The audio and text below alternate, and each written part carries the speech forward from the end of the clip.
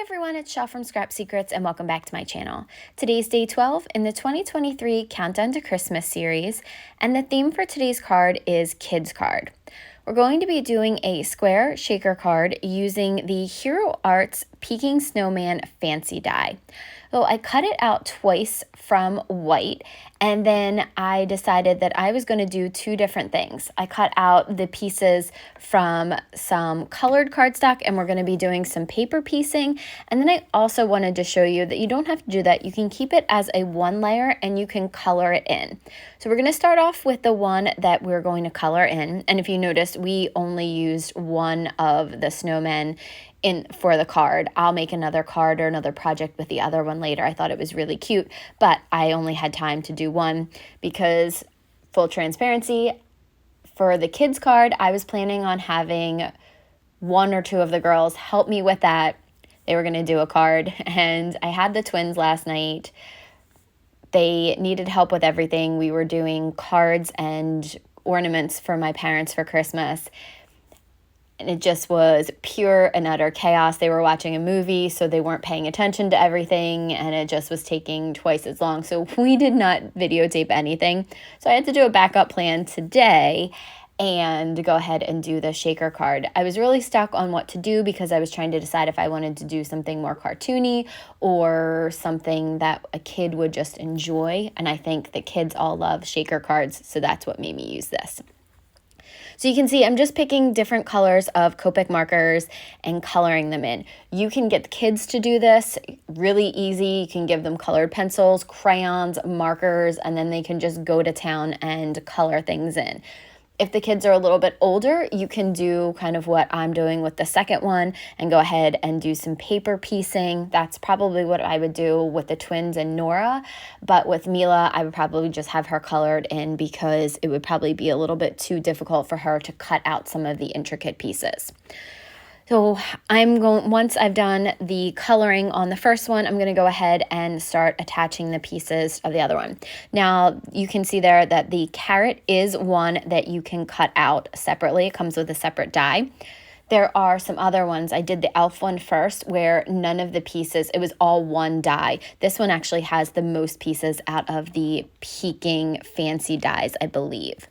So you can see that I cut out the gloves and the scarf, the nose, and then we did the hat, and then I did the hat twice because I wanted that band on it to be red. I also did the leaves and the berries separately, so I cut the berries out. I just fussy cut the leaves off of that, and then I'm going to glue the berries down so that it can go onto the hat. Really, really easy to do. Like I said, this didn't take much time at all. The worst part was, or not the worst part, but the longest part was the shaker portion of it, and we'll go through that in a minute because it was mostly user error. So I'm going to go ahead and glue the scarf down. Oh, while you're watching me glue this together, I wanted to talk to you about this series.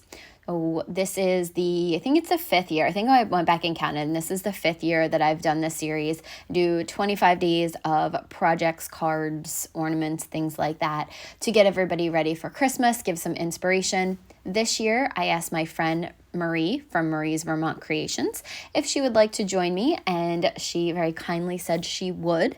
So we have picked 25 different themes, projects, techniques, stamp sets, etc., and put them in the randomizer and came up with something for every day. We post every Monday and Friday. I will leave a link to the intro video. If you guys have not checked it out, please make sure you do because it lists all of the rules for the giveaways that we're going to be doing. I will also link Marie's channel down below in the more information section so you can go over and check out her video for day 12 and the other days if you haven't seen it, but also check out her intro video because she talks about the things that you have to do to be entered for her giveaway. So this whole series has been great. I did reach 700, so there will be an additional giveaway. If by the end of this series I reach 750 subscribers, I will do another giveaway from the ones that I had already planned to do, plus the 700 one. So lots of great things coming, lots of chances to win some prizes, whether they be gift cards or actual product. That's up to Marie and myself to decide, but I believe that I'm giving away actual product. Marie, I believe, is giving away gift cards. So make sure that you head over the intro videos and do everything that you need to do to be entered. Okay, so back to the card. I am now just going through and doing the hat. Then this was a Santa's hat, and I wanted it to just be a wintry hat. Oh, I ended up cutting off the little ball at the end, but then I actually go back and I trim down this hat. I make it a little bit more kind of oval shaped or half oval, rather than the Santa hat. I thought it was a little bit too high to just be a regular hat.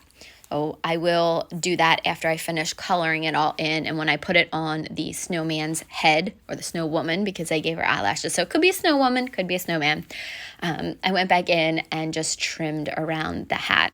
I'm going to go ahead and glue that hat down to the snowman's head, and then we're going to get ready to work on the card base. So I cut a piece of cardstock down to 4.5 by 9 inches and scored it at 4.5 inches, so it's a 4.5 inch square card.